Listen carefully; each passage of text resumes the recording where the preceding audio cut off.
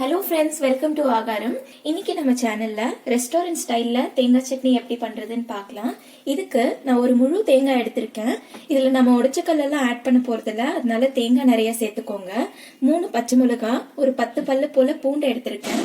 தாளிப்புக்கு 2 கொத்து கருவேப்பிலை, கொஞ்சமா கடுகு, ஒரு அரை ஸ்பூன் ஜீரகம், 1 ஸ்பூன் எண்ணெய், தேவையான அளவு உப்பு.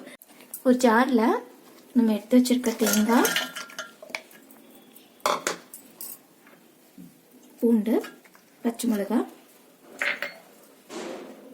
தேவையான அளவு உப்பு சேர்த்துட்டு கொஞ்சமா தண்ணி ஊற்றி இதை நல்லா அரைச்சிடலாம். இது பார்த்தீங்கன்னா நல்லா நைஸாக அரைஞ்சிருச்சு. நம்ம நார்மல் சட்னி அரைக்கிறத விட இது கொஞ்சம் எக்ஸ்ட்ராவாக நைஸாக அரைச்சிங்கன்னா டேஸ்ட் நல்லா இருக்கும். இந்த அளவுக்கு அரைச்சிக்கோங்க. இதை இப்போ ஒரு பவுலில் டிரான்ஸ்ஃபர் பண்ணிட்டு தாளிச்சிடலாம்.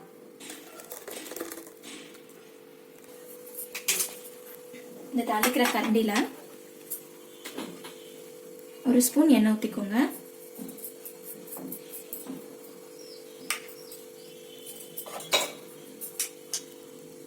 எண்ணெய் கொஞ்சம் சூடாகட்டும். சூடானதும் கடுகு போட்டுக்கோங்க.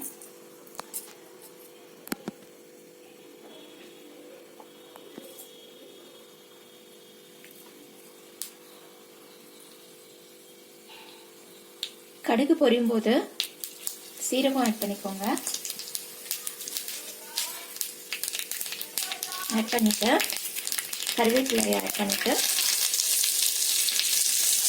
கொஞ்ச நேரம் ஃப்ரை பண்ணிக்கோங்க. இதை நல்ல ஒரு ஸ்மெல் வரும். அந்த ஸ்டேஜில் ஆஃப் பண்ணிட்டு இந்த தாளிப்பை சட்னியில் கொட்டிடலாம்.